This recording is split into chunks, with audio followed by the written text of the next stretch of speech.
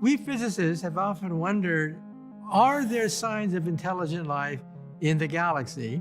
And if so, how advanced might they be? So we categorize these alien civilizations on the basis of energy consumption. Type 1 would be planetary. They control the weather. They control anything planetary because they have the energy of a planet. Then there's type 2. The type 2 civilization has exhausted the power of their planet, and they use the sun. They basically take the energy from their sun to power their machines. Sort of like the Federation of Planets in Star Trek. Then there's type 3, galactic. They roam the galactic space lane. They play with black holes, sort of like the Empire of Empire Strikes Back. That would be a type 3 civilization. And then the question is, what are we? We are type 0.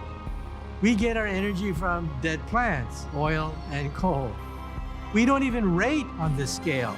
We have not attained planetary energy at all. But what would it take to move between universes, to enter a black hole, to break the light barrier? You would have to reach the energy of type 3. This is called the Planck energy. The Planck energy is the energy of a black hole, is the energy of the Big Bang. It is the greatest energy in the universe. So how long before we can attain the Planck energy and move between universes? Well, a modest calculation shows that you would have to be about 100,000 years more advanced than us. Sorry about that. The next question is, how would we know of a type 3 or type 2 civilization if we were to bump into one? Let's say that scanning the heavens, we see evidence of a type 2, type 3 civilization. How would we know? Well, we've looked. We've looked for type 2 because type 2 civilizations give off an energy, a characteristic black body radiation that we can measure. So far, we find none. Now, that doesn't mean that there aren't these civilizations out there. It just means that our devices are so primitive that we have not yet been able to conclusively show that they exist. But if they can go faster than the speed of light, then it's possible they may have the energy of a wormhole. And at that point, they would be type 3. They would have the Planck energy to create universes or to move between universes. Also, when we talk about intelligence in outer space, we have to be open to the idea that their intelligence may be quite different from our intelligence. And therefore, the question is, how do we tell where real intelligence is, given the fact that it could be more than one type of intelligence? Well, let me give you an example. I was in a swimming pool with dolphins. Sensors picked up the squeals and chirps from the dolphins, and then they ran it through a computer. They found, bingo, yes, they are intelligent. Yes, there's a pattern, a regularity to their chirps. And so it is possible to rank intelligence using computers that look for an algorithm. We'll do that in outer space now.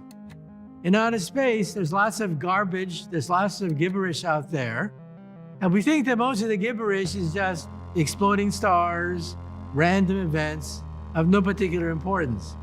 But maybe using a quantum computer, we may be able to go through the mountains of data coming from outer space and find the signals of intelligence. Historically, when physicists were asked about flying saucers and UAPs and extraterrestrial civilizations, you just can't say that, gee, I saw something going across the sky last night. Maybe you did, maybe you didn't. You have to have data.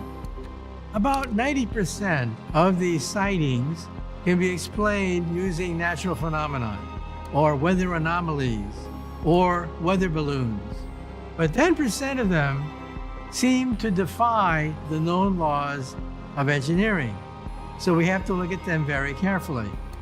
Very little data has been collected until recently. And we physicists need data so that we can make objective statements about what these things are. The burden of proof is on the military now to prove that these things aren't extraterrestrial. And that's a sea change. We now realize that these objects can travel up to Mach 20, 20 times the speed of sound. And they can even fly underwater, believe it or not, underwater, in the air, into outer space. And they zigzag. When you calculate the centrifugal force inside the rocket ship, you realize that any living thing would be crushed by the zigzagging of these objects, whatever they are. So in other words, we're talking about a new law of engineering beyond anything that we can muster here on the planet Earth. So is it an optical illusion or is it extraterrestrial? We don't know until we analyze the data.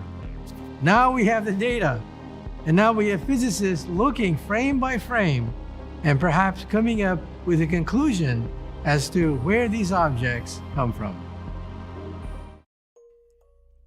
What's going on, everybody? You are now tuned into the planetary headquarters for all of your celestial information, Planetary HQ. You know me, Debake the Wise, Debake the Wise on Instagram, Deadrick Baker. Today, we are talking about Type 3 civilizations. In 1935, a group of human beings made contact with celestial personalities who claimed to be from a Type 3 civilization. These are known as the Urantia contacts, and they're filled with a bunch of juicy information. We just elegantly watched Michio Kaku explain the difference between a Type 1, a Type 2, and a Type 3, and even a Type 0 civilization such as Earth's. And we're actually going to dive in with a fine-tooth comb, like I usually say, an electron microscope, and figure out all the juicy details, get down to the nitty-gritty, and actually kind of peel open the can so that we can see into these unique contact cases that not many people have heard of, that not many people have dissected. Even though everybody is so obsessed with the UAP phenomenon today, I feel like every single contact case needs to get put on a board and looked at side by side, compared, cross-correlate the different data points. That's what we do on this channel. And like I said, today we're going over the Urantia contacts. In 1935, a group of scholars made contact with these celestial personalities, and they claimed to be from a Type 3 civilization. There was 196 transmissions, and this specific transmission we're going to talk about today is having to do with what planetary life looks like on one of these planets. If you're part of these celestial organizations or galactic federations, what would it look like to live on that planet? Like Michio Kaku said, it could look like a Star Trek planet or like a planet from Star Wars, something way more advanced than planet Earth. I believe that we're destined to become something like this, and that's maybe part of the reason we created Space Force, and also part of the reason Jesus Christ used the term Kingdom of Heaven. Kingdom of Heaven is a very interesting term to me, because back in the day, they didn't have the term universe, they said heavens. Back in the day, they didn't have the term government, they used kingdom. So Kingdom of Heaven is the universal government. It is the Galactic Federation. And it's funny to see how all these terms line up today. So we're gonna dive into that. What's going on, Dionysus? Shout out to the chat, already in here. They need laws protecting us from outer space attacks, so they create a scenario. It's in every movie. You are right. You are right. Independence Day. I mean, every single movie you can think of with aliens and ETs, all the Marvel movies, all the bad guys are from space. It seems like they are trying to prime us for something like that. Something to keep in the back of your mind. But let's also remember that there are benevolent aliens too. There are benevolent ETs out there.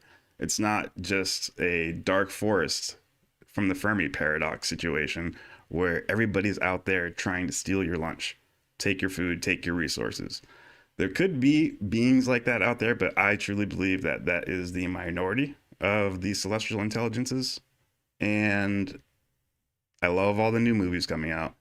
Spielberg is dropping Disclosure next year. That's going to be a big deal. He has a lot of ties to soft disclosure. thinking of E.T. and Close Encounters of the Third Kind. Dan Farah just dropped Age of Disclosure. They even just made a kids movie called Elio, which was really interesting. There was Space Force in it, and they had references to Arrow. They had help with the Department of Defense with producing the movie, so you can already assume what powers went into creating the script. But it is a kids movie, but there are some really cool messages in there. They do paint the galaxy as scary. An aspect of it is scary, but whatever. I'm not going to dive into a kids movie right now. But you can see how they are kind of trying to soft disclose to the public. But the thing that I don't like about it is there always is an underlying threat narrative. I think I'm happy that disclosure is happening, but we should take with a grain of salt, because fear is a master intellectual fraud. Okay, let's not let fear ruin our integration with our space brothers. So whatever. Thank you for tuning in. If this is your first time, we are going to go on a nice journey tonight. If you're a returning viewer, welcome back.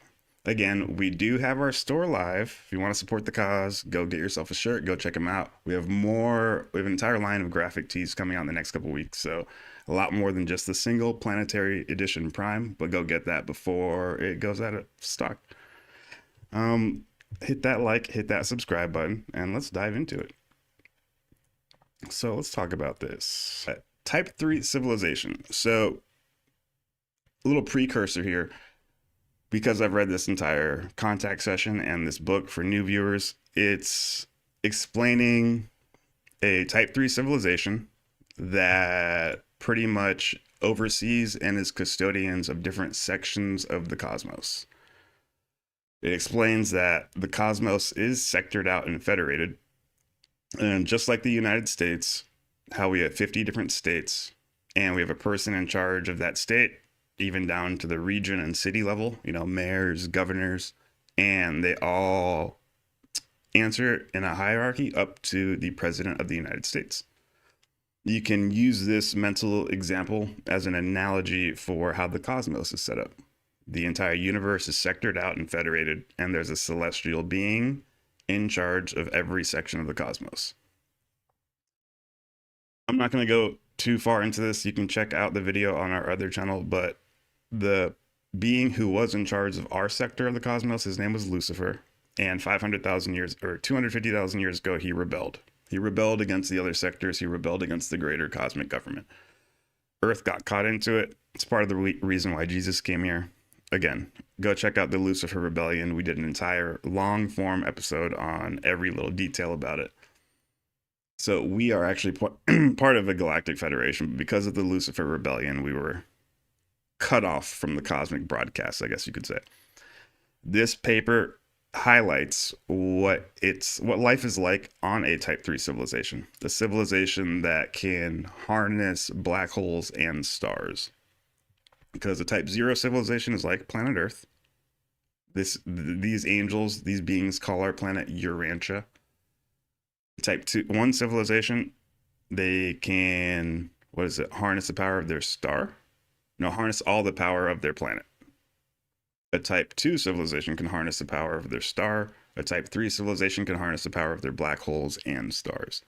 Now, the beings that gave us these contacts claim that they are part of a super universe government, and they're the ones that make planets, make stars, and place life on the planets. So this would be a type 3 or above, even a type 4, type 5 civilization. So from the Urantia contacts, paper 55, the spheres of light and life. The age of light and life is the final evolutionary attainment of a world of time and space.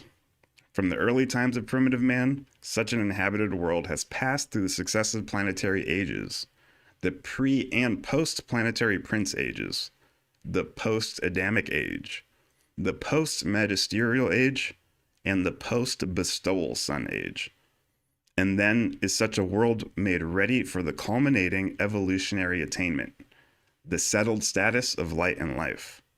By the ministry of the successive planetary missions of the Trinity Teacher Sons, with their ever-advancing revelations of divine truth and cosmic wisdom. In these endeavors, the teacher's sons enjoy the assistance of the brilliant evening stars always, and the Melchizedeks sometimes, in establishing the final planetary age. So that first paragraph is just talking about the different planetary ages, the different planetary eras. Every time a celestial being lands, it marks a new planetary era. So it says the pre-planetary prince, and then the first celestial landed. The first planetary prince was Anu of the Anunnaki in the Sumerian Mesopotamian story. The Urantia contacts, the Urantia book, it talks about this story in depth. We actually have entire full episodes about it. Anu and the Anunnaki, they landed and they administered the planet Earth, and they were good guys for a while. But unfortunately, they rebelled about 250,000 years ago with Lucifer. So that would be the planetary prince. So before he lands, we're the pre-planetary prince age. When he lands, after that, we're the post-planetary prince age, okay? So, and then another celestial landed 37,000 years ago, and that was Adam and Eve, two celestials. And then after they landed, you can consider us post-Adamic age. And then we haven't gotten a magisterial son yet. We're supposed to be going to get one soon, so keep an eye out. When he lands, will be post-magisterial son. So that's just talking about the different planetary eras that occur on a regular planet. Remember, our planet is irregular. And some of you guys might recognize this name, Melchizedek from the Bible. He taught Abraham.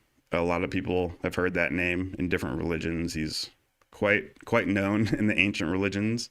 He was called the Sage of Salem, which later became Jerusalem. He was the king of Salem. And so he founded all Semitic religions. Little quick note, Semitic means any religion from the Middle East. And it also means Christianity, Judaism, and Islam. So when you say anti-Semitic, it doesn't really make sense. I want you guys to understand what you're saying so you don't look dumb out there. Because if you're anti-Semitic, that means you're anti all Abrahamic religions, which most people are really just referring to anti-Judaism. But whatever, plowing ahead.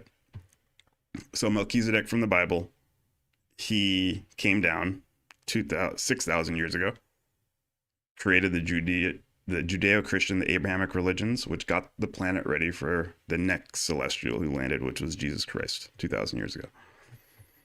So this is talking about the different eras. The final era would be called Light and Life. So that's when you're admitted into the higher galactic federation. This era of Light and Life, inaugurated by the teacher sons at the conclusion of their final planetary mission, continues indefinitely on the inhabited worlds. Each advancing stage of settled status may be segregated by the judicial actions of the magisterial sons into a succession of dispensations.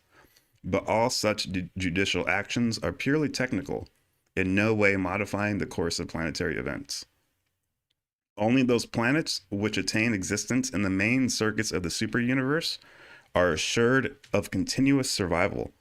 But as far as we know, these worlds settled in light and life are destined to go on throughout the eternal ages of all future time. So it says something cool right there that I want to highlight. Let me pull up a picture really quick for you guys. Let's see. So if I could find it. Urantia. Let's see. So you guys can get a picture of what it looks like according to, dang it, there's a picture right there. Where's the actual picture? Cool. Shout out to Reddit. This was made by my brother, Gary Tong. Shout out to Gary. He'll be on the podcast soon.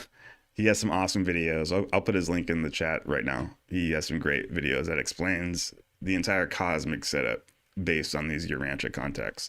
And it's very compelling, especially scientific wise. But it says this is what the universe looks like. These are 7 universes that revolve around a nucleus, I guess you could say. See how it looks like an atom? As above, so below. So this is the pattern that God uses. And 1, 2, 3, 4, 5, 6, 7. These are the 7 super universe that revolve around it. We are in the 7th one. I don't know exactly which one it is. We would be right here. We're number 7. So this would be where we live.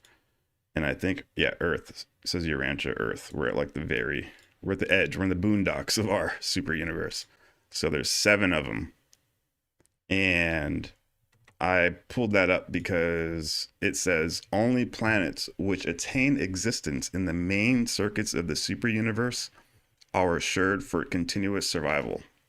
But as far as we know, these worlds settled in light and life are destined to go on throughout the eternal ages of all future time. So that's why I pulled up that picture so you can see what the actual circuits look like. Let's see. There is another quote so that you can kind of get a good mental picture of what it talks about when it means universal circuit. So it says, this is from a different part in the Urantia book. While there is a dematerializing technique for preparing the atoms for transit from Jerusalem to the evolutionary worlds, there is no equivalent method for taking them away from such worlds unless the entire planet is to be emptied, in which the emergency installation of the dematerialization technique is made for the entire salvable population. If some physical catastrophe should doom the planetary residents of an evolving race, the Melchizedeks and the life carriers would install the technique of dematerialization for all survivors, and by seraphic transport, these beings would be carried away to a new world, prepared for their continuing existence. The evolution of a human race, once initiated on a world of space, must proceed quite independently of the physical survival of that planet. Okay, so I highlight that so that we could understand. It says only planets which attain existence in the main circuits of the super universe kind of live forever. So some planets are doomed to catastrophe. They will end. The program will end. There will be end of the world revelation, call it what you want. And then at that point in time, the angels and the higher galactic people, they'll come and salvage our population, pretty much transmit all the humans to a different planet. This has been talked about in a lot of different UFO lore and cases, but we're not going to go into it all. But I just want to give you guys, all the facts, the meat and potatoes. So this is our universe. There are 7 stages in the unfoldment of the era of light and life on an evolutionary world. And in this connection, it should be noted that the worlds of the spirit-fused mortals evolve along lines identical with those of the Adjuster Fusion series. These 7 stages of light and life are the first or planetary stage, the second or system stage, the third or constellation stage, the fourth or local universe stage, the fifth or minor sector stage, the sixth or major sector stage, and then the 7th or super universe stage. Okay, so this is the stages I just talked about for planetary eras, from like cavemen to the Anunnaki, those pre-planetary prints, post-planetary prints, post-Adamic, all that stuff. Those are the first stages. And then it hits light and life. And now it says there are actually 7 more stages of light and life. So once you hit that perfected utopian galactic federation stage, there's still 7 more stages to go. So imagine there's like a different scale of planets that you can go upon. This planet's in light and life, but it's only at the first stage of light and life. And this planet's on the 7th stage of light and life. So that's some insight onto how these advanced planets work.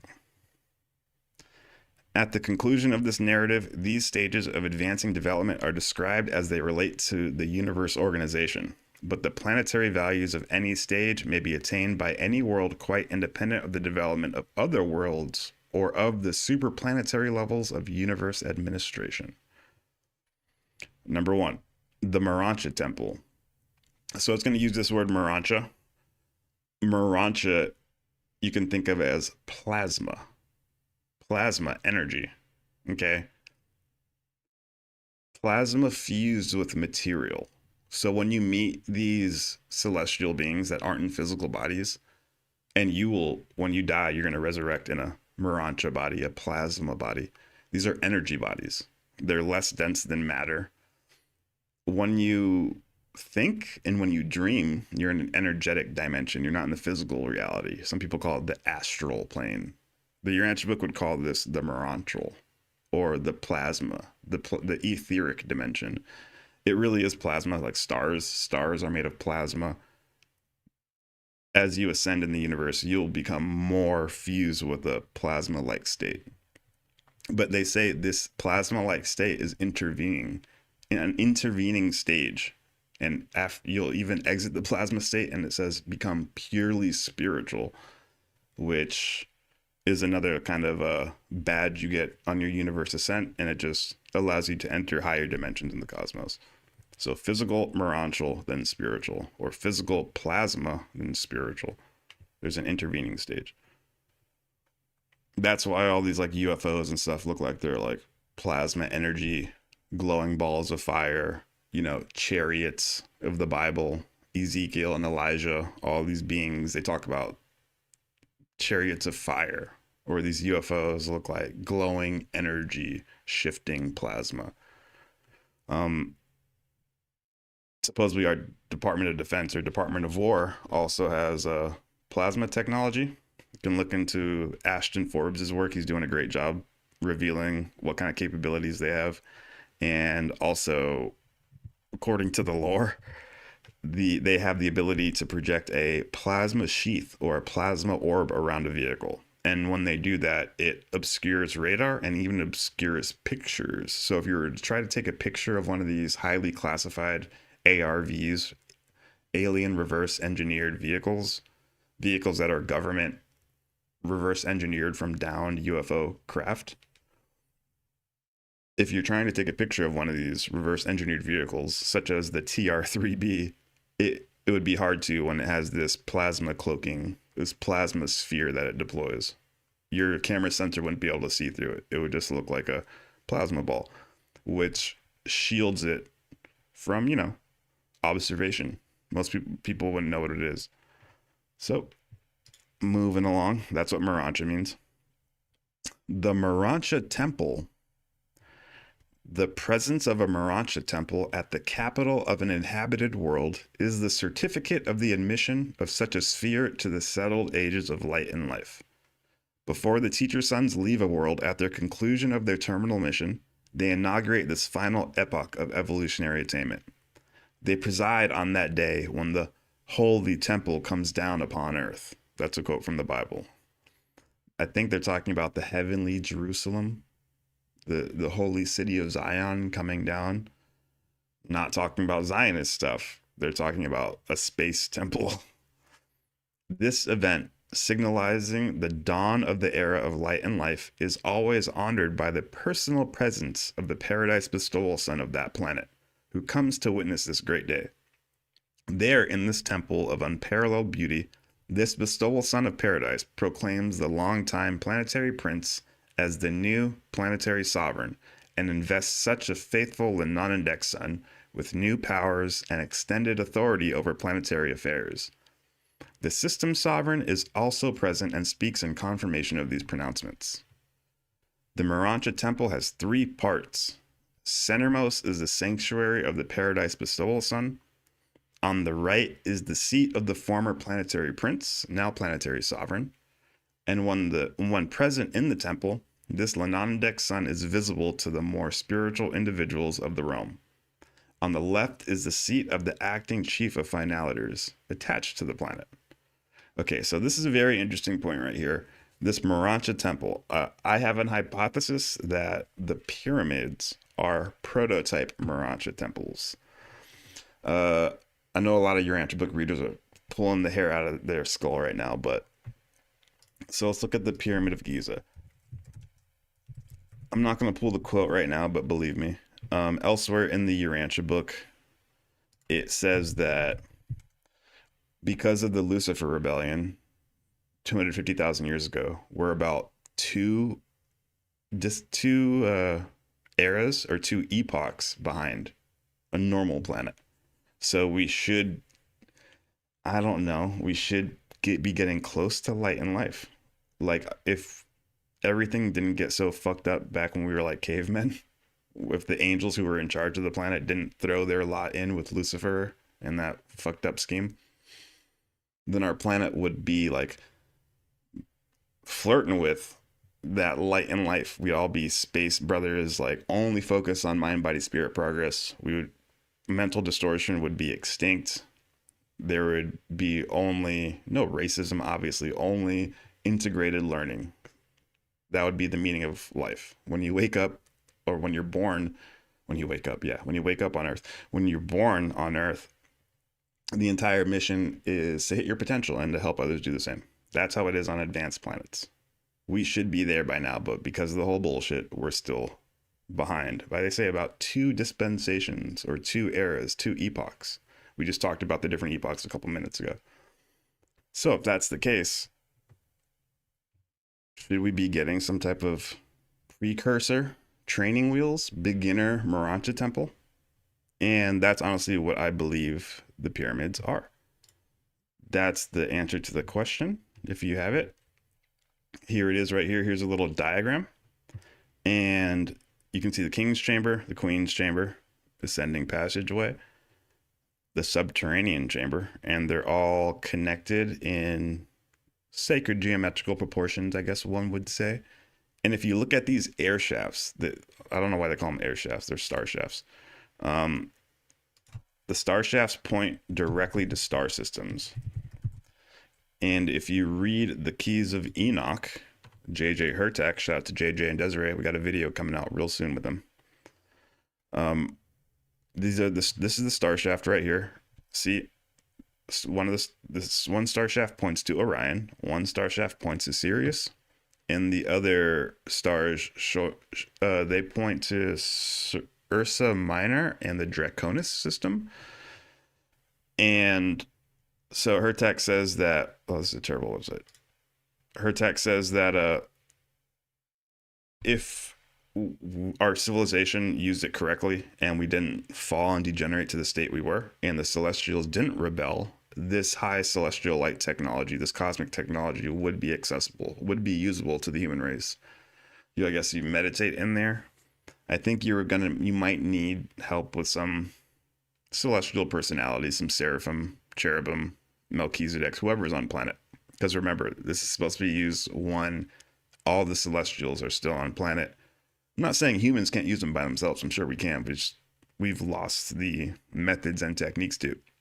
But you meditate in there, and then your consciousness gets shot out to Orion or Sirius.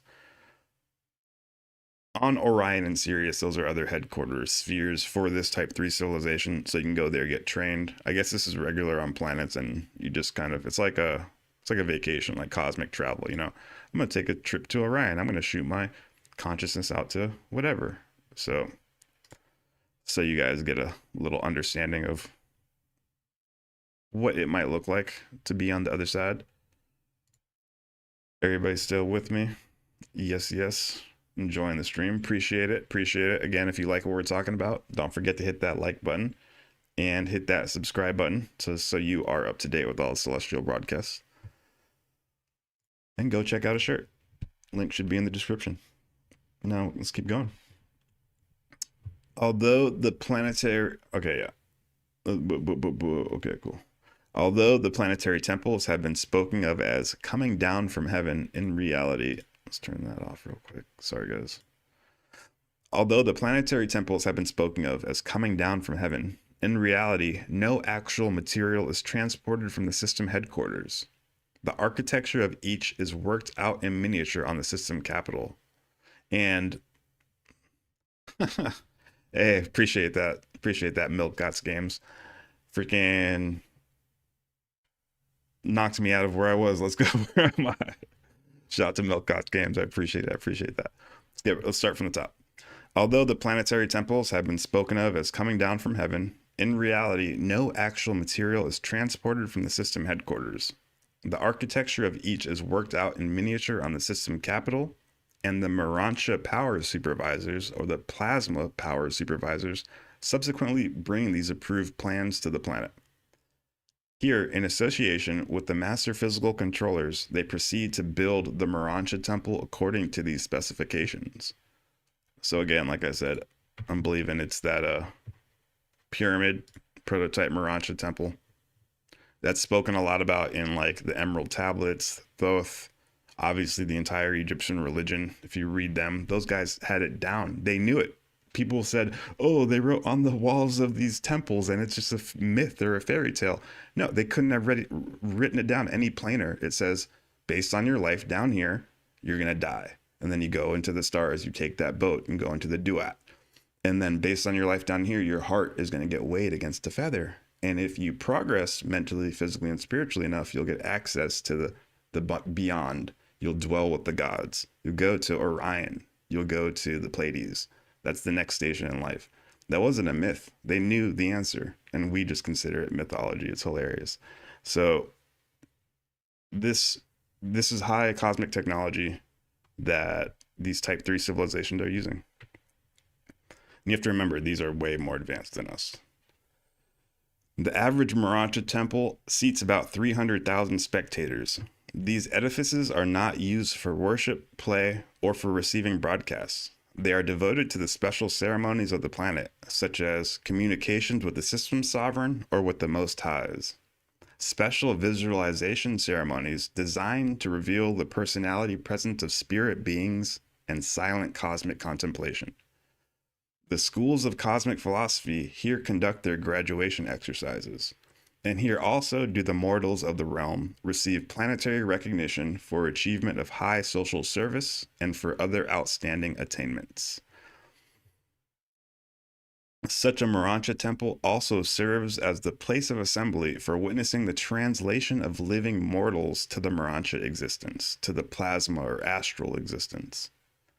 It is because the translation temple is composed of Urantia material that it is not destroyed by the blazing glory of the consuming fire, which so completely obliterates the physical bodies of those mortals where therein experience final fusion with their divine adjusters. On a large world, these departure flares are almost continuous. And as the number of translations increases, subsidiary Urantia life shrines are provided in different areas of the planet. Not long since, I sojourned on a world in the far north whereon 25 Urantia temples were functioning. On pre-settled worlds, planets without Urantia temples, these fusion flashes may many times occur in the planetary atmosphere, where the material body of a translation candidate is elevated by the ultra-terrestrials, the midway creatures, and the physical controllers. So we're going to get into it now. This is just teasing it, because this next part is death and translation. That's what they're talking about. When they say translation, they're talking about ascending, going up in a chariot of fire. This is mentioned in the Bible. I actually have one on my shirt, Seraphim, mentioned in the Bible. Like I said before, Elijah and Ezekiel, they talk about this. Got the Bible quote pulled up right here. And he said, says from, what is this? The book of Kings 2. And this is how Elijah goes up in a chariot of fire. And now it came to pass when Adonai was about to take Elijah up by a whirlwind into heaven, that Elijah went with Elisha from Gilgal. And Elisha said to Elisha, "Stay here, please, for Adonai has sent me to Bethel." So scroll down a couple more times, and it says, as they were walking along and talking, behold, a chariot of fire and horses of fire separated the two of them. And Elijah went up by a whirlwind into heaven. As Elisha was walking, he was crying out, "Avi, Avi, the chariot of Israel and its horsemen." Then he saw him no more. So he took hold of his own clothes and tore them to pieces. Dude had a straight up UFO contact case right there. Straight up UFO sighting. The chariot of fire came down, took Elisha. He couldn't believe it and ripped his clothes off. He went insane. So you could see, that's what I'm trying to say. All of these biblical, people always say on the channel, they give me messages like, you're getting too hokey and spiritual and Christian. Like, all these biblical contact cases are literally the phenomena, is the UFO phenomenon that we're experiencing in modern day society. We're just reframing it in this UAP lens. These are the same beings We evolved over time and developed internet and cars. Those beings have been the same since we've been here. So back in the day, we didn't have the CIA and all this stuff. We had the Vatican. The Vatican was in charge of all these paranormal phenomena, the UAP phenomena. There's pictures of Jesus with the UFO literally in the sky with the beam of light going on him. I'm not trying to like say, oh, everything's an angel or a demon, like that type of tip either. Like all aliens are angels or demons. You can talk that way if you want, and I can talk that talk too. But the Bible to me is just a record of ET contact, ET data transactions, because every time there's a contact case, data gets transmitted. And that's why I'm honing and hovering over all these contact cases. I want to compile all the data. So another place, Enoch from the Bible in Genesis 5:21. When Enoch had lived for 65, oh, look at that. What do you know? You want to, what is it, a McGriddle? When Enoch had lived 65 years, he became the father of Methuselah. After he became the father of Methuselah, Enoch walked faithfully with God 300 years and had other sons and daughters. Altogether, Enoch lived for a total of 365 years. Enoch walked faithfully with God, and he was no more because God took him away. So those are some of the just two instances from the Bible where they get taken off planet in chariots of fire. The Ezekiel contact case, everybody knows about that one. The Urantia contact talks about Enoch. Enoch is the first of the mortals on earth to fuse with his internal divine fragment while still alive.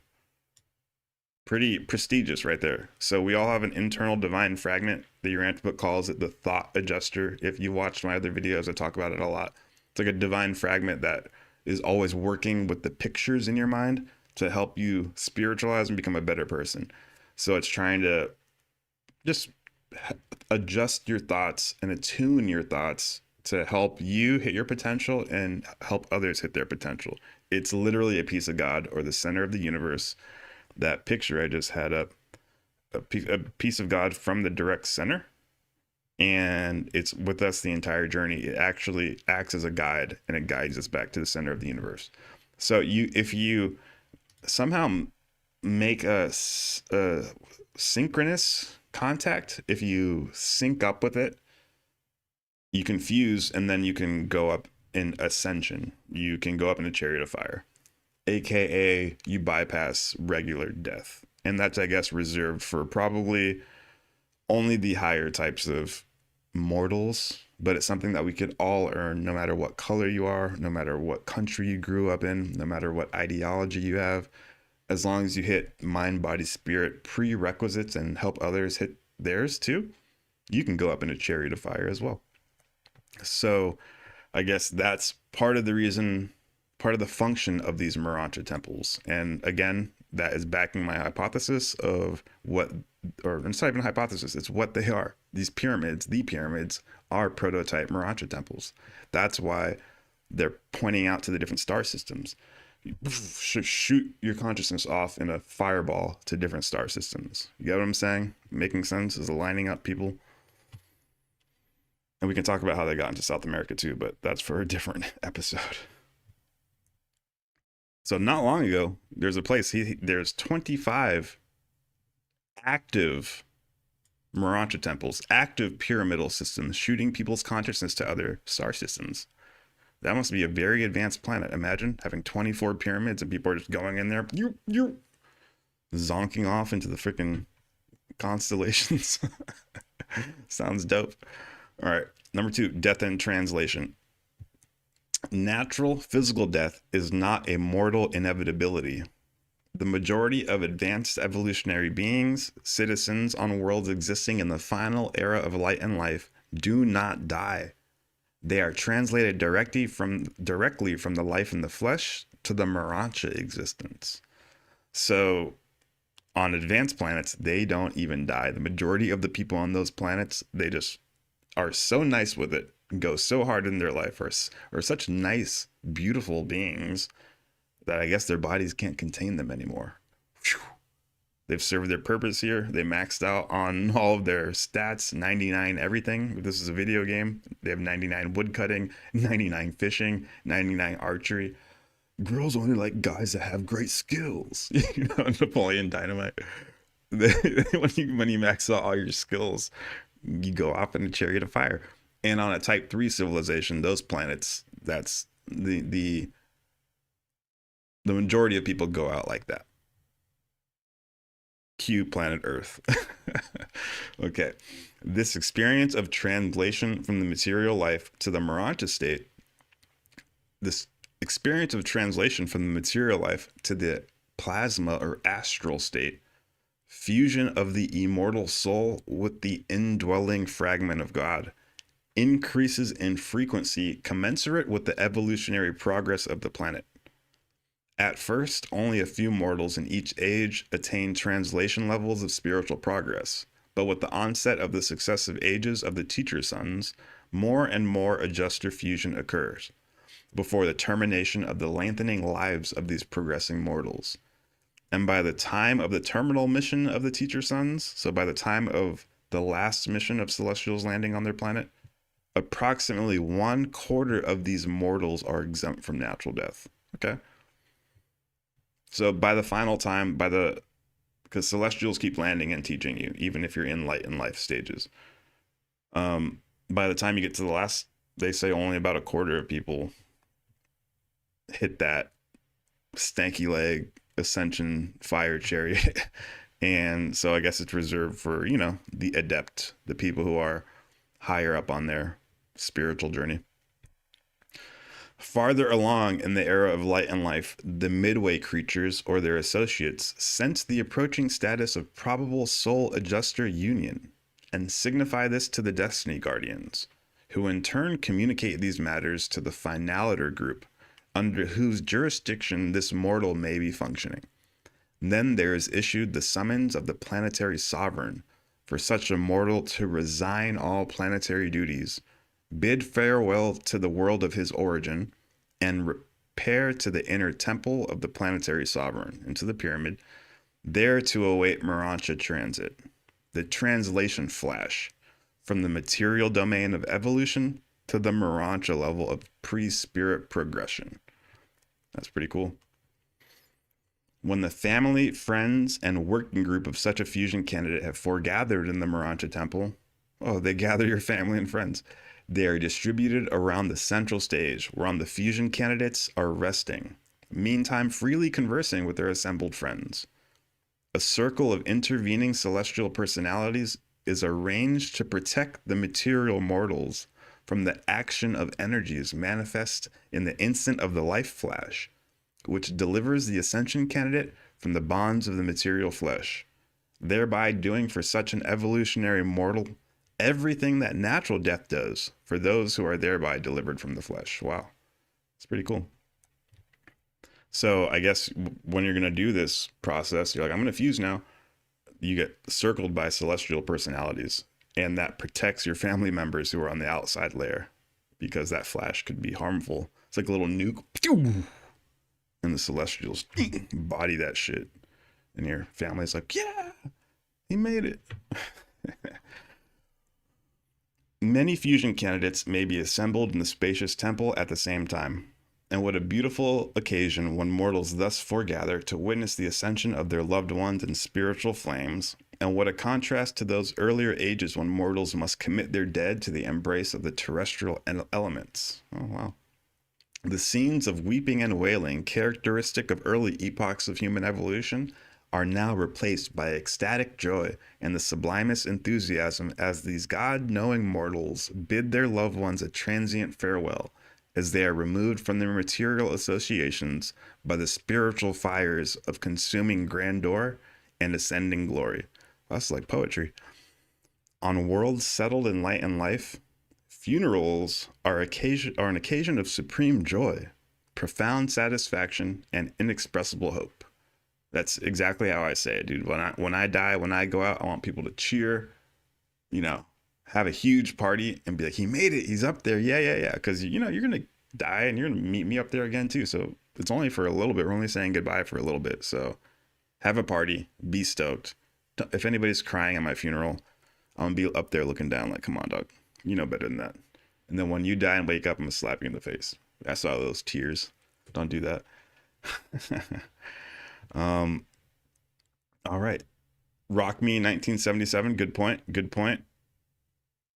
Was it Phaethon also asked his dad to ride his chariot across the sky, then Zeus killed him with lightning. See? Other forms that are understanding this chariot idea. The souls of these progressing mortals are increasingly filled with faith, hope, and assurance. The spirit permeating those gathered around the translation shrine resembles that of the joyful friends and relatives who might assemble at the graduating exercise for one of their group, or who might come together to witness the conferring of some great honor upon one of their number. And it would be decidedly helpful if less advanced mortals could only learn to view natural death with something of this same cheerfulness and lightheartedness. Mortal observers can see nothing of their translated associates subsequent to the fusion flash. So your homies and your family member, when that happens, they disappear. Such translated souls proceed directly by adjuster transit to the resurrection hall of the appropriate Urantia training world. Like I said, you're going to wake up on Orion or the Pleiades or Sirius or something. At the appropriate training world. Depending on your own mind, body, spirit level. So, and you can wake up on a detention rehabilitation zone. So don't do that. Don't fuck up that bad, guys. I'm warning you now. If you heard this, don't wake up there. These transactions concerned with the translation of living human beings to the Urantia worlds are supervised by an archangel who was assigned to such a world on the day when it was first settled in light and life. By the time a world attains the fourth stage of light and life, more than half the mortals leave the planet by translation from among the living. Okay, so it bumps up to 4. Because before we were saying a quarter of the people, now it's half the people.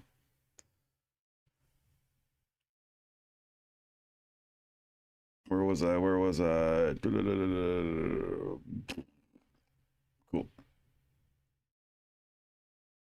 Such diminishment of death continues on and on, but I know of no system whose inhabited worlds, even though long settled in life, are entirely free from natural death as the technique of escape from the bonds of flesh. And until such a high state of planetary evolution is uniformly attained, the Urantia training worlds of the local universe must continue in service as educational and cultural spheres for the evolving Urantia progressors. The elimination of death is theoretically possible, but it has not yet occurred according to my observation. Okay, so he's never, this being who gave us this transmission has never observed a planet where everybody goes off, where everybody dies like this.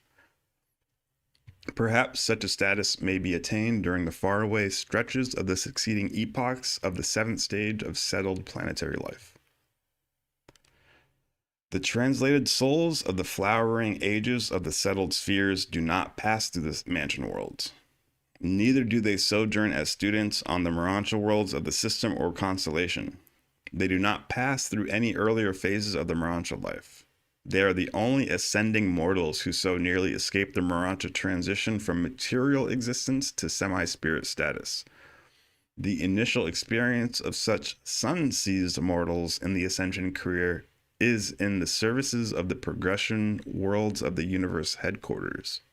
And from these study worlds of Salvington, they go back as teachers to the very worlds they passed on, subsequently going inward to paradise by established route of mortal ascension. Okay.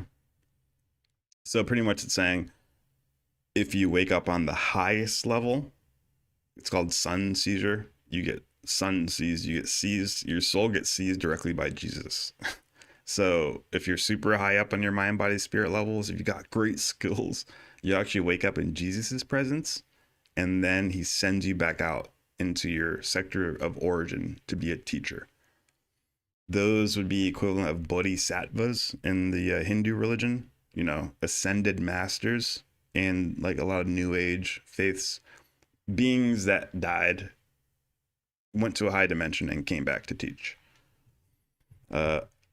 Ophanum, Master Ophanum, that would be Enoch, because Enoch came back in 1973 and appeared to J.J. Hurtak and gave us the Keys of Enoch, another great book that we dissect on this channel. Like I said, we have an interview with them coming out soon, so that'll be exciting. So exciting.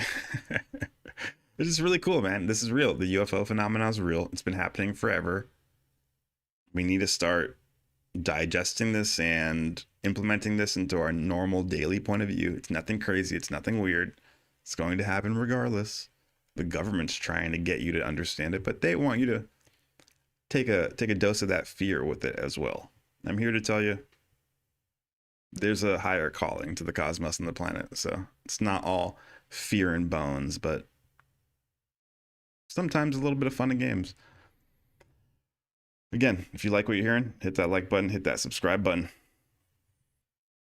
Could you but visit a planet in an advanced stage of development, you would quickly grasp the reasons for providing for the differential reception of ascending mortals on the Mansion and higher Urantia worlds. You would readily understand that beings passing on from such highly evolved spheres are prepared to resume their paradise ascent far in advance of the average mortal, arriving from a disordered and backward world like Earth. So they're just pretty much saying that beings from those planets, when they die, they're ready for cosmic service. Like, if you saw them, you would think that, oh my God, what is that? It looks like a human, but it's like an angel. It'd be like floating things with its mind, doing crazy celestial techniques, looking at the universe from the top down. And it says they're so much more prepared, unlike the average being from your planet, from a disordered and backward world like your planet. So we need to step it up. We need to get it together. And that's why I'm making these videos, to get the word out. You know, you can't fix what you're not conscious of. So now you're conscious.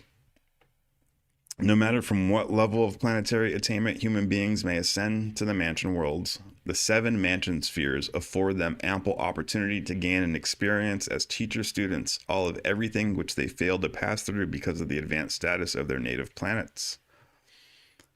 The universe is the universe is unfailing in the application of these equalizing techniques, designed to ensure that no ascender shall be deprived of aught which is essential to his ascension experience.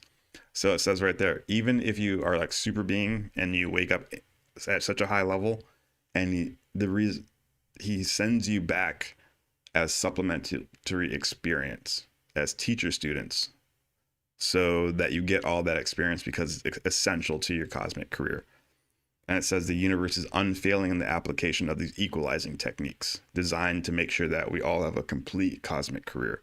So you're going to be encountering a divine system for experiential techniques, if that makes sense. Let's keep it rolling. The Golden Ages. Oh Lord, what happened? What am I pressing? I'm over here pressing buttons. The Golden Ages, the glory days. Like Uncle Rico. Think about back in high school. Used to throw a pigskin a quarter mile. Got a bunch of Napoleon Dynamite quotes today. I don't know why. Again, shout out to the chat. You guys got any questions? I'm here to answer it. Got some question and answer sessions.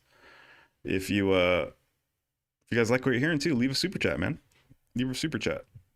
I just bought some Chinese food that was too expensive today, so you want to help me out. The Golden Ages. During this age of light and life, the world increasingly prospers. I can't believe that. I want to talk about that. Sorry. I bought 3 meals at a Chinese place and came out to $50, and I was like, damn. All right. That's not bad. I had to wait 20 minutes. No big deal. Came out to like 25 minutes. Came back. She gave me the food and it was only 2 meals. And I was like, hey, I ordered 3. And she's like, oh, it'll be another $20. I was like, what the fuck? $70 for Chinese food? Just like normal little takeout on the side of the road? I don't know. Sorry. I just wanted to get that off my chest if I could vent during my live stream. Never again. I'm not going to name drop him, but all right. The Golden Ages. Hopefully they don't have overpriced Chinese food in the ages of light and life. Hold up. I need a drink.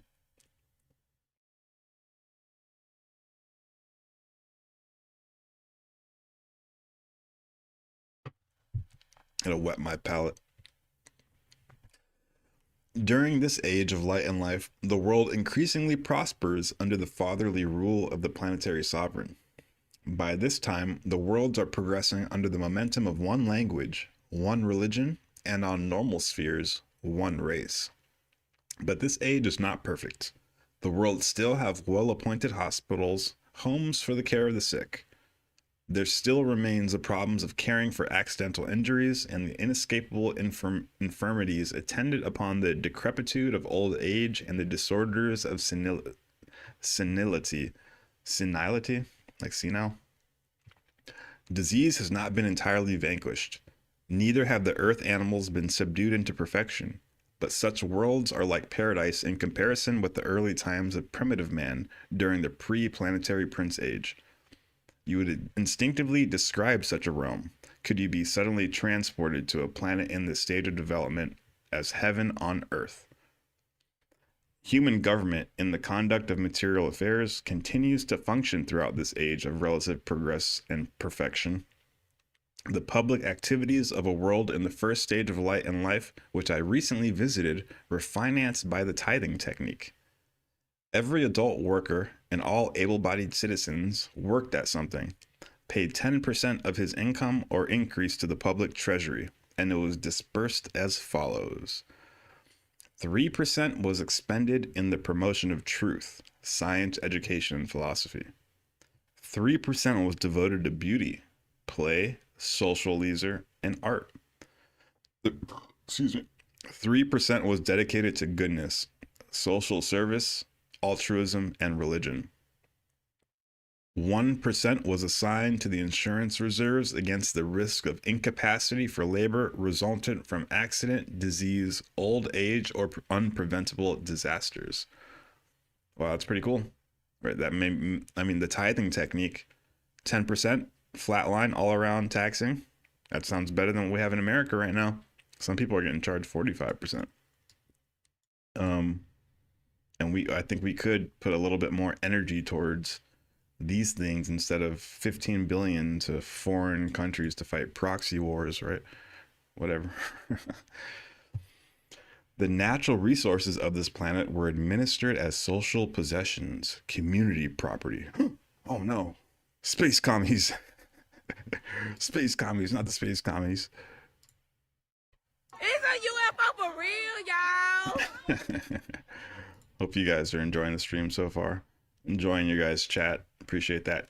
Taxes. That's what I'm saying. Taxes. You're gonna tax us, bro. No, that's not Texas with an accent. Sorry, I'm being silly. All right. On this world, the highest honor conferred upon a citizen was the Order of Supreme Service, being the only degree of recognition ever to be granted in the Urantia Temple. This recognition was bestowed upon those who had long distinguished themselves in some phase of supermaterial discovery or planetary social service. Damn, supermaterial discovery, that'd be sick. Like discovering antigrav, Lockheed Martin, Battelle Memorial Institute, Sandia Labs, Lawrence Livermore, Raytheon, looking at you guys. So, I mean, that's cool. Even on those advanced planets, they're still making discoveries in super material science. So, to be inspiring to the people on Earth. The majority of social and administrative posts were held jointly by men and women. Most of the teaching was also done jointly. Likewise, all judicial trusts were discharged by similar associated couples. On these superb worlds, the childbearing period is not greatly prolonged. It is not best for too many years to intervene between the ages of a family of children. When close together in age, children are able to contribute much more to their mutual training. And on these worlds, they are magnificently trained by the competitive systems of keen striving in the advanced domains and divisions of diverse achievement in the mastery of truth, beauty, and goodness. Never fear, but that even such glorified spheres present plenty of evil, real and potential, which is stimulative of the choosing between truth and error, good and evil, sin and righteousness.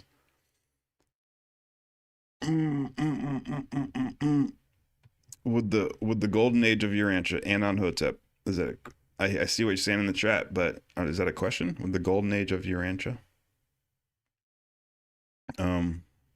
Nevertheless, there is a certain inevitable penalty attaching to mortal existence on such advanced evolutionary planets.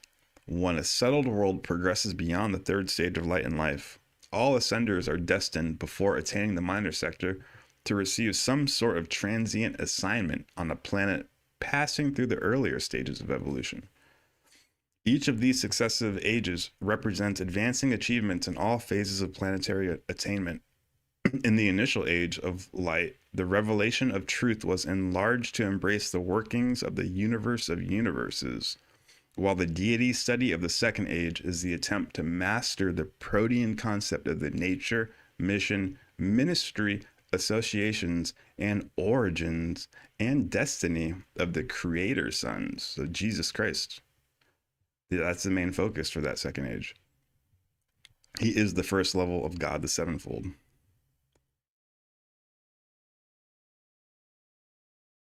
The golden age of Urantia would be the time we're supposedly under the influence of Saturn when it was out of the sun, i.e. the thunderbolts. That is a good equation. I have not equivalated the two. I need to think more about that, but I need to rewind the timetables and see exactly when the stars were aligned to different events on the timescape. But I like where your mind's going with that. I need to check into that. That's why I love you guys, chat. You guys always stimulating my mind. You might actually hear about that in the next episode. That's what's up. I like that. Okay. A planet the size of Urantia, when fairly well settled, would have about 100 sub-administrative centers.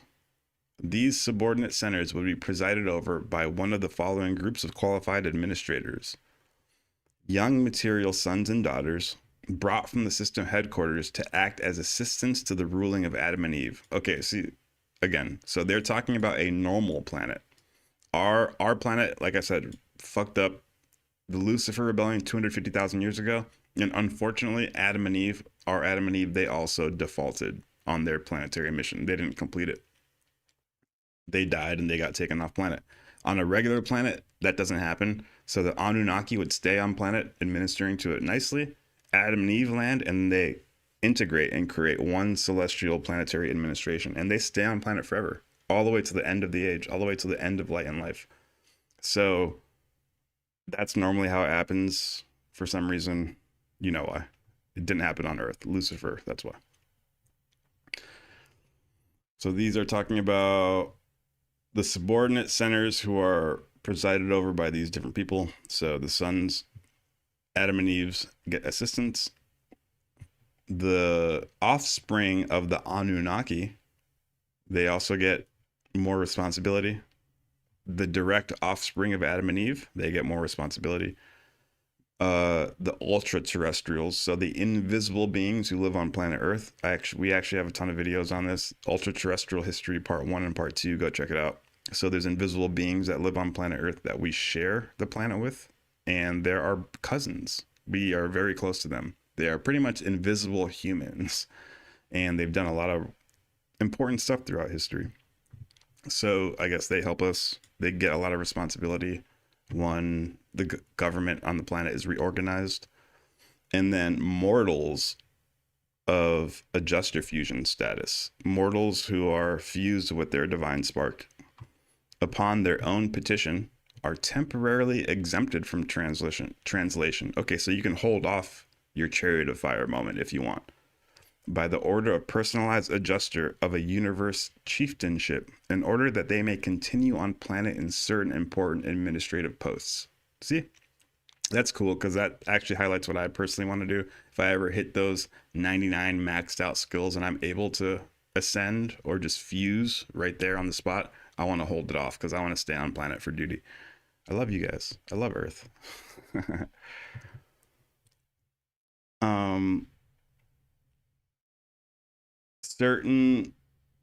Specially trained mortals of the planetary schools of administration who have received the order of supreme service of the Urantia temple and certain elective commissions of 3 properly qualified citizens who are sometimes chosen by the citizenry by direction of the planetary sovereign, in accordance with their special ability to accomplish some definite task which is needful in that particular planetary sector.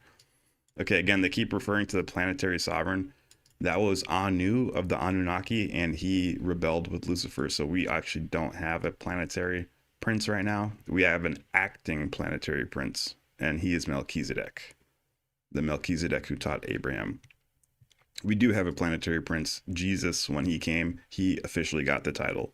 But after that, he stepped back and let Melchizedek act in his name. Yep. If you guys want to know how it all works, they all work together. The great handicap confronting Earth in the matter of attaining the high planetary destiny of light and life is embraced in the problems of disease, degeneracy, war, multicolored races, and multilingualism. No evolutionary world can hope to progress beyond the first stage of settledness in light until it has achieved one language, one religion, and one philosophy. Being of one race greatly facilitates such achievement, but the many peoples of Urantia do not preclude the attainment of higher stages. Okay, so it's saying that usually by this stage, we're all blended. We've all had sex with each other enough to the point where we're all one color. And they say that helps a lot when it comes to these advanced stages. We're just not there yet. We're getting there, you know. Look at, I'm a example. I'm half black, half Mexican. My mom's from Mexico. And sooner or later, we're all going to be the same color. And that's how you cure racism. So number 4, administrative readjustments. In the successive stages of subtle existence, the inhabited worlds make marvelous progress under the wise and sympathetic administration of the volunteer core of the finality. Okay, so the volunteer core of the finality. Core of the finality is one of the highest groups of beings in the entire cosmos. They are mortals who started off on planets like ours, did the entire universe ascent, and reached the center, embraced the source, the father, the God, the creator, y'all call it whatever. The source has never revealed his name, but you make it to the very center of the universe. You walk into the ball of light for a bit, and then I guess you come out like a crazy enlightened being. And now you're called a finaliter. You've hit the final stage. And these beings have like ultimate authority throughout the cosmos. No one can question or no one supervises them. The core of the finality is like the ultimate Avengers superheroes. And they can only get made by starting off on little planets like us. So you'll be a finaliter soon. I think it takes like billions of years to get to the center of the universe. So you'll get there. I'll see you there. So, okay.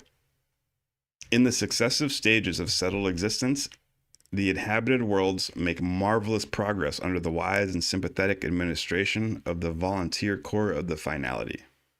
Ascenders of paradise attainment who have come back to minister to their brethren in flesh.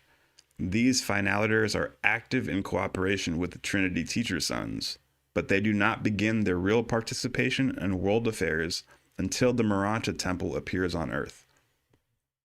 Upon the formal inauguration of the planetary ministry of the core of finality, the majority of celestial hosts withdraw. Wow, okay. So when the finaliters start establishing their government on the planet, all the other celestials, they leave. They don't need to be there anymore. Isn't that crazy how strong you're going to be? Your entire universe ascent is essentially you training under different angels to perform their tasks. So by the end of your training, you'll be able to function in any position that any other angel or super angel can function in. That will be your training. So when you're a finaliter, no matter what, you look around, oh, I got you, boom, and you can do what that angel can do. That's what you're destined for. And we're the only beings in the cosmos that have that ability. Yeah. From little humble origins comes the greatest being in the cosmos. All right. So when the core of finality lands, the other celestials, they withdraw. They're like, you guys got this now. But the seraphic guardians of destiny continue their personal ministry to the progressing mortals in light.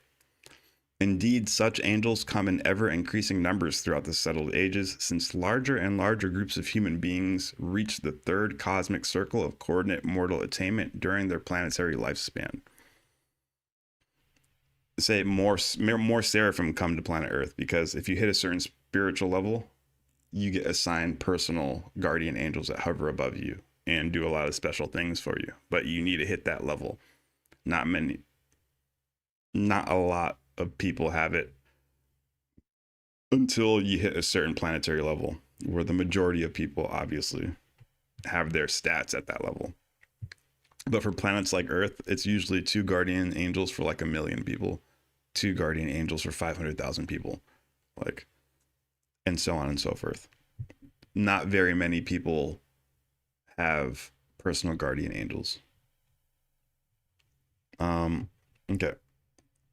This is merely the first of the successive administrative adjustments which attend the unfolding of the successive ages of increasingly brilliant attainment on the inhabited worlds as they pass from the first to the 7th stage of settled existence. The first stage of light and life. A world in this initial settled stage is being administered by 3 rulers. A, planetary sovereign, so Anu from the Anunnaki.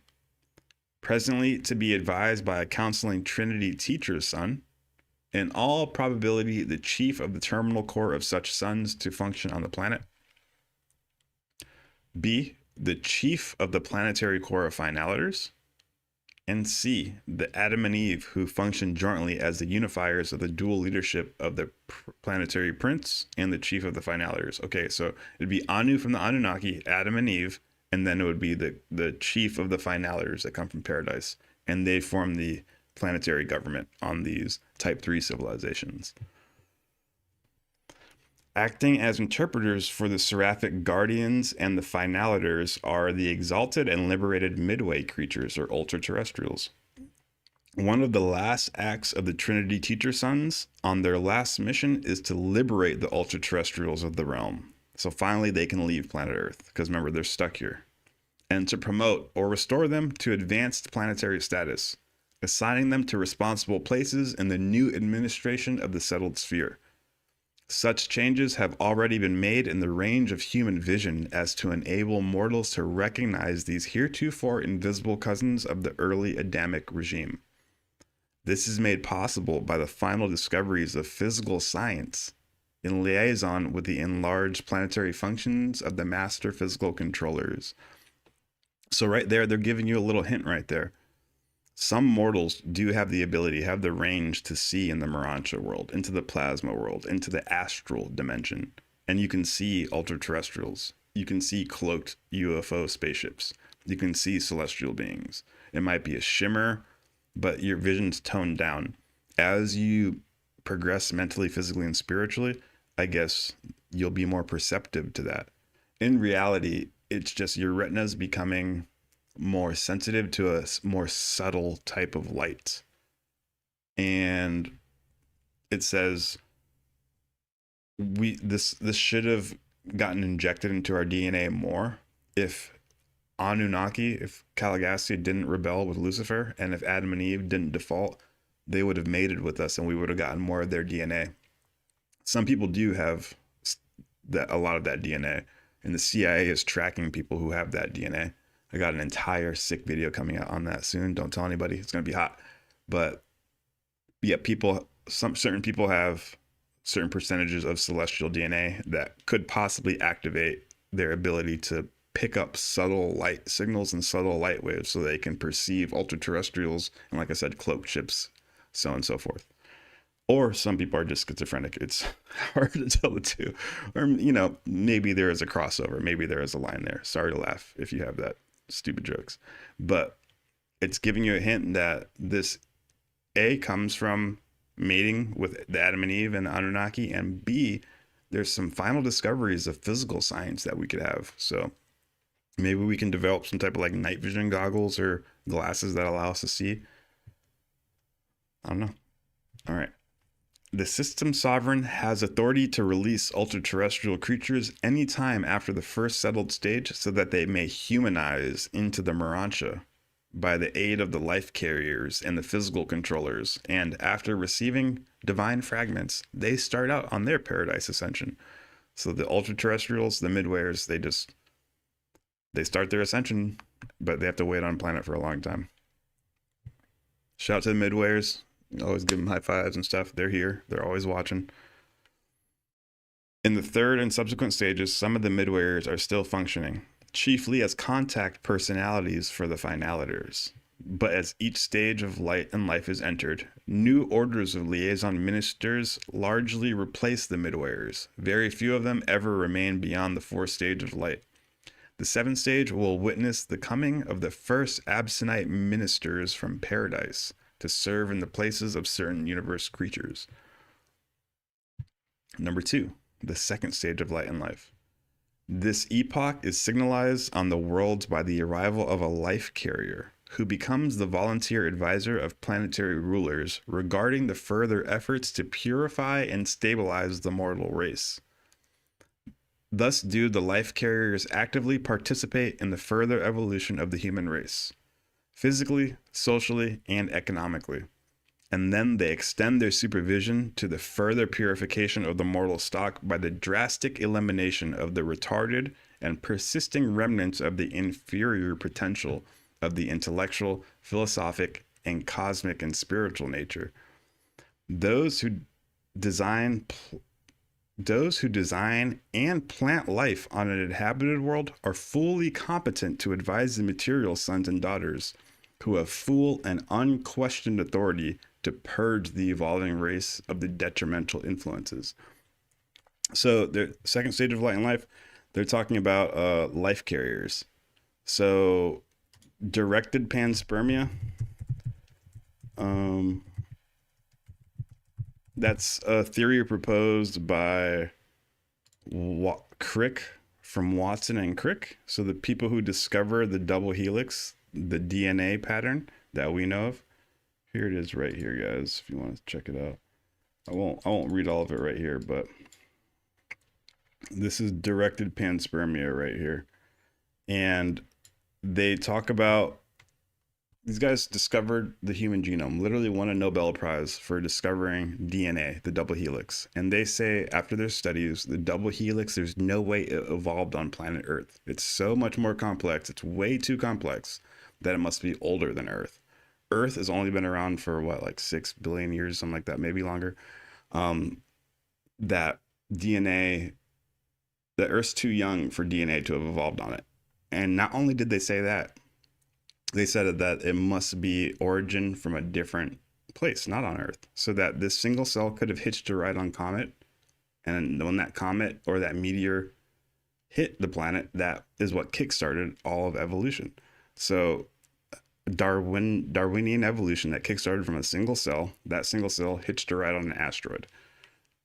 They said, yeah, that's a nice theory, but it's actually directed panspermia. So celestial beings directed this single cell to planet Earth.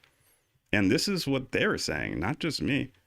And if you scroll through the paper, they actually talked about the proposed spaceship, the spaceship that would carry large samples and numbers of microorganisms, each having different but simple nutritional requirements. And these they would have a payload of 1,000 kilograms, enough sunlight, 10 samples each, containing 10 to the 16 microorganisms. See, they're like crunching the scientific numbers about the beings who help seed our planet, a type 3 civilization. And this is what it's talking about right here. The one in the second stage of light and life, a life carrier. So the Urantia book says the life carrier is the celestial responsible for directed panspermia. And when they hit the second stage of light and life, they start to just make the human species as fit as possible. And it says that they actually have the authority to purge the detrimental influences and the inferior strains from our race because they created it. They have ultimate authority. They know what's best for our biological, mental, physical, and spiritual progress. So, yeah. Moving on. Okay. Okay, Rock Me got this. Is the finaliter from Paradise Lucifer? No, Lucifer isn't a finaliter, fortunately. Finaliters start on planets like Earth and they reach the Father and then come back. Lucifer was actually a created being in our sector of the universe. And because he was created down here, he had no access to the Father. He stayed in this local sector. That was part of the reasons why he was in cosmic paranoia. One of his charges was that the universal Father or God didn't exist. Because he couldn't actually see God himself. In order for him to see the Father, he would have had to wait for the entire universe to enter the next stage, and then he would have been released to go up to that next stage. But he got impatient and paranoid and claimed that all the high celestials were lying and that he wanted to create his own universal government, and he claimed himself the God. So no, he wasn't a finaliter. He's a different type of being. He is a highly created being. But I think a finaliter is a little bit higher than him. What we become will have more authority than he does. Do you not know that you will judge angels? Is that written in the Bible? The third stage of light and life. During this epoch, the inhabited worlds arrive at a new appreciation of the Ancient of Days, the second phase of God the Sevenfold, and the representatives of these super universe rulers enter into new relationships with the planetary administration. In each succeeding age of settled existence, the finaliters function in ever-increasing capacities. There exists a close working connection between the finaliters, the evening stars, the super angels, and the Trinity teacher sons. During this or the following age, a teacher son, assisted by the ministering spirit quartet, becomes attached to the elective mortal chief executive and now becomes associated with the planetary sovereign as joint administrator of world affairs. These mortal executives serve for 25 years of planetary time, and it is this new development that makes it easy for the planetary Adam and Eve to secure release from their world of long-time assignment during the following ages. The ministering spirit quartet consists of the seraphic chief of the sphere, the super universe seraphic counselor, the archangel of translations, and the omniaphim, who functions as the personal representative of the assigned sentinel stationed on the system headquarters. But these advisors never proffer counsel unless it is asked for. It would take me so long to explain who those beings are. I'm not going to do that now. Just they're high angels. Those are high angels. And speaking of high angels, I think I'm getting a transmission from one right now. I need your attention, everybody. This just in. The New Jersey drones are now over New York, LA, and every major capital on the face of planet Earth. They keep repeating a message over the 6 gigahertz frequency band, and it keeps saying, Planetary HQ has cosmic garments for your physical mechanism. In other words, we got that drip. Straight from the Galactic Federation wardrobe, these tees vibrate at the frequency of chill. Ribbed knit collars lovingly hug your neck chakra, preventing collar droop across dimensions. Tapered shoulders enhance your interstellar silhouette, perfect for Earth missions and beyond. Dual side seams stabilize your style, ensuring your energy stays aligned even when encountering planetary turbulence. Crafted from 100% classified heirloom combed and ring spun cotton, this featherlight fabric breathes like you're cruising through the astral plane. Ideal for layering beneath your space cloak or relaxing at your Earth base. The tailored retail fit transitions seamlessly from casual Earthling mode to I've got crystals in my pocket and I ain't from here chic, making it essential apparel for your rigorous interdimensional journey. So check out them shirts. We got a bunch of different colors. Link is in the description. Your contributions directly support spiritual operations on the front line in the battle for truth, beauty, and righteousness. With your help, we can help change the face of planet Earth, and we can look fly while doing it. Okay, now that we can fund the Black Budget Anti-Grav program, let's get back to the show. All right, what's going on, everybody? That was a crazy transmission. I wasn't expecting that at all. We got some music back here, though. Go check out the, like I said, we got an entire line of graphic tees coming out. Designing them myself, making sure they look sick. Go get yourself one right now, Edition Prime, the very first one. And we got more directed panspermia. Now let's get back into this fourth stage of light and life, baby. On these worlds, the Trinity Teacher Sons appear in new roles, assisted by the creature Trinitized Sons so long associated with their order. They now come to the world as volunteer counselors and advisors to the planetary sovereign and his associates. Such couples, Paradise Havana Trinitized Sons and Ascender Trinitized Sons, represent differing universe viewpoints and diverse personal experiences, which are highly serviceable to the planetary rulers. At any time after this age, the planetary Adam and Eve can petition the sovereign Creator Son for release from planetary duties in order to begin their paradise ascent. Or they can remain on planet as directors of the newly appearing order of increasingly spiritual society composed of advanced mortals, striving to comprehend the philosophic teachings of the finaliters portrayed by the brilliant evening stars, who are now assigned to these worlds to collaborate in pairs with the Seconophim from the headquarters of the super universe.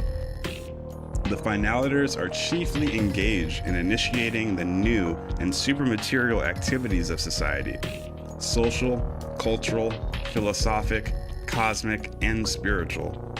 As far as we can discern, they will continue this ministry far into the seventh epoch of evolutionary stability, when possibly they may go forth to minister in outer space, whereupon we conjecture their places may be taken by absentite beings from paradise. See, now we're going way high up there. It's getting a little bit abstract. You'd have to read the entire context to understand it, but the fifth stage of light and life. The readjustments of this stage of settled existence pertain almost entirely to the physical domains and are primary concern of the master physical controllers. Okay. So the fifth stage of light and life is wholly has to do with resettling that planet into the cosmic circuits. Like we said, we don't want that planet to die. We don't want that planet to go into catastrophe. They have such a good society. We have to move their planet into a new sector so that it stays viable.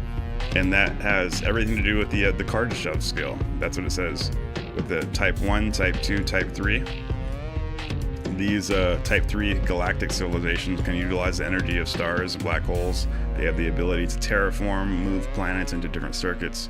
So that's the beings who gave us these contacts. That's why it's so important to study these. They're a type 3 civilization. Maybe the Greys, they're like a type 1 or type 2, you know. Maybe the Nordics are type 1 or type 2.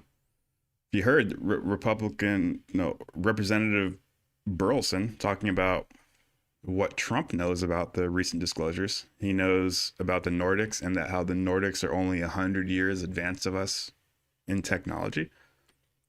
Kind of interesting. Makes sense because in the 1940s, that's when the Nazis started it. So are they really Nordics or Pleiadians? Maybe they're just a breakaway civilization. And in order for us to reintegrate with the Galactic Federation, they need to integrate with us first.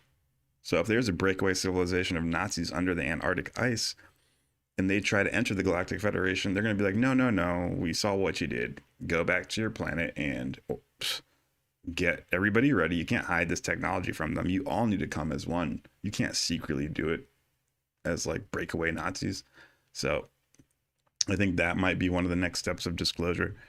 So let the people know that there is a breakaway civilization that occurred in the 1940s. All right, let's get back.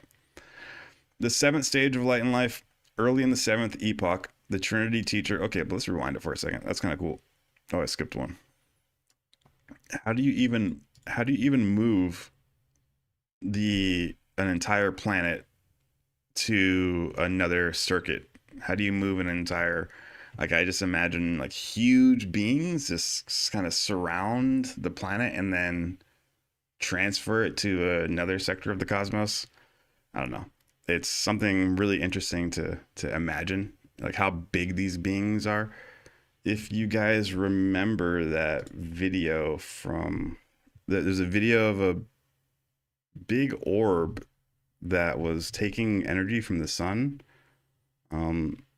Was it Alien? What was it? What was it? I go over it a couple of times in other videos. There it is right here. Yep, check it out. First try, baby. So you see right here, this little sphere appearing, and it's sucking plasma from the sun, like it's refueling. You can clearly see the outline. It's not material, obviously, so we can't see it with our physical eyes, but we see the outline. Gathering energy, then shoots off. You know, so I'm thinking beings like that, master physical controllers, huge beings that have the ability to manipulate matter, terraform. And it's talking about for the 5th stage of light, the readjustment of this stage of settled existence pertain almost entirely to the physical domains and are primary concern to the master physical controllers. Part 6, the 6th stage of life, witnesses the development of new functions of the mind circuits of the realm. Cosmic wisdom seems to be constitutive of the universe ministry of mind. The 7th stage of light in life. Early in the 7th epoch, the Trinity teacher counselor of the planetary prince is joined by a volunteer advisor sent by the Ancient of Days. Later on, they will be augmented by a 3rd counselor coming from the superuniverse Supreme Executive. During this epoch, if not before, Adam and Eve are always relieved of planetary duties. If there is an Adam and Eve in the Finality Corps, he may become associated with the mortal chief executive. And sometimes it's a Melchizedek who volunteers to function in his capacity. Okay, so Adam and Eve, planetary prince of Anunnaki, they're together with the Finaliter. They're the planetary government, those 3 heads. It says if there's an Adam and Eve on the Finaliter squad, then the Adam and Eve will get released from duties. It's pretty cool. If a midwayer is among the Finaliters, all of the other midwayers or ultra-terrestrials on that planet are immediately released.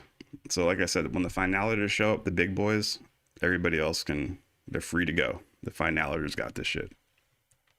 And again, a Finaliter is a mortal, a being like us who made it to the center of the universe, billion-year journey, and now came back to help advance other planets. And that's what you'll do in your future. So get excited. Upon obtaining release from their age-long assignment, a planetary Adam and Eve may select careers as follows. They can secure planetary release and from the universe headquarters start out immediately on the Paradise career, receiving thought adjusters at the conclusion of the Urantia experience. Very often, a planetary Adam and Eve will receive divine fragments while yet serving on a planet settled in light and life, concomitant with the receiving of the divine fragment by some of their imported pure line children who have volunteered for a term of planetary service. Subsequently, they may all go to the universal headquarters there and begin their Paradise career. Okay, cool. So at the end, when they get released of duty after serving the planet for millions of years, they and their kids, they get released to start their universe ascent. Number 3, a planetary Adam and Eve may elect, as do some Adam and Eves from the system capital, to go directly to the mid-to-night world for a brief sojourn to receive their adjusters. Number 4, they may decide to return to the system headquarters, there for a time to occupy seats on the Supreme Court, after which service they will receive adjusters and begin in the Paradise ascent. And number 5, they may choose to go from their administrative duties back to their native world to serve as teachers for a season and to become adjuster indwelt at the time of transfer to the universe headquarters. Throughout all of these epochs, the imported assisting material sons and daughters exert a tremendous influence on the progressing social and economic orders. They are potentially immortal. So these Adam and Eves, they call them material sons and daughters interchangeably. So when you say material son, you also say the same thing as Adam and Eve. They are potentially immortal, at least until such a time as they elect to humanize, receive divine fragments, and then start their paradise journey. On the evolutionary worlds, a being must humanize to receive a thought adjuster. All ascendant members of the mortal core of finaliters have been indwelt by the divine fragment and fused, except the seraphim. And they are father indwelt by a different type of spirit at the time of being entered into the core of the finality. Heck yeah, man. That was exciting. I mean, I think we're going to call it right here. We're going to pick it up next weekend. We got a lot more to read. We're actually going to start going into the acme of material development. So when we hit our peak for material development on a planet, then it goes on to talk about mental, spiritual development. It's really cool. We actually start to integrate our government with the super universe government. And it says in the last stage, we actually gain responsibility for super universe affairs. So there's like normal planets like ours that are so advanced, then they're calling the shots and doing the administration for like the high celestial beings. So that's cool. And to add to that fact, to remember that Jesus Christ was the highest being in the entire cosmos. He was the creator of our sector of the universe. The fact that he came here makes it so that our planet is going to be something very special in the future. So just be stoked. You're living on a rebellion-torn world that has a huge potential. I hope you guys had a fun journey tonight. We are missing my brothers Taylor and Magma. They'll be here next weekend. Shout out to them. They're busy, life. But I hope you guys enjoyed the solo debate show. I hope I was able to instill some fun energy, some entertaining energy, and also some educational concepts. Hope you guys can chew on that, fall asleep nice. Remember to acknowledge your seraphim. Remember that you are more than what you think you are. If you are listening to this, you are the resistance. So we can take this planet back. We are destined to be something great. The entire universe, all eyes are on us. And if we step up and band together, we can show the universe something that has never existed in the entirety of cosmic history. We are the underdogs. We can be the people who wrestle victory from the jaws of defeat. We can, as a mixed and torn up, divided nation, divided country, divided world, we can still overcome that, recognize it, look it in the face, and say, no, we choose mind, body, spirit progress together. This would be the most monumentous event in all of human history, and it is within our grasp. So if you realize that you are part of the resistance, you are an individual who can step up and, help add to the planetary fabric of progress. You yourself can help join the legacy, join Planetary HQ, and we're all going to band together and make this shit happen. So hope you guys liked tonight's episode. If you guys did, if you guys haven't subscribed already, hit that subscribe button, hit that like button, go check out the t-shirts. And until next time, I love you guys. Peace.